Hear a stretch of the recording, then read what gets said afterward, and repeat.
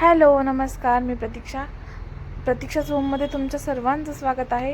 आणि आज घेऊन आले आहे मी मँगो मस्तानीची रेसिपी. एकदम सोपी आणि खायला एक नंबर लागणारी अशी. तर चला, एकदम कमी साहित्यामध्ये होते. तर मी घेतले आहे आंबा. एक आंबा घेतलेला आहे मी कट करून. आंब्याचे तुकडे केलेले आहेत. व्हॅनिला आईस्क्रीम, साखर थोडीशी आणि दूध घेतले. दूध मी गरम करून थंड करून घेतलेलं आहे. चला तर आता मिक्सरच्या भांड्यामध्ये मी आंबा घेते आणि आंब्याचे काप घेतलेले आहेत थोडेसे आणि व्हॅनिला आईस्क्रीम टाकते.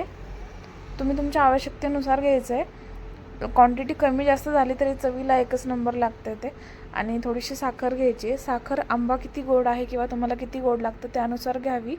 आणि दूध घ्यायचं आहे थोडंसं आणि हे आपल्याला मिक्सरमधनं ग्राइंड करून घ्यायचं आहे. चला तर तुम्ही बघू शकता आपला मँगो मिल्कशेक तयार झालेला आहे. आणि चला आता सर्व करायला घेऊयात आपण.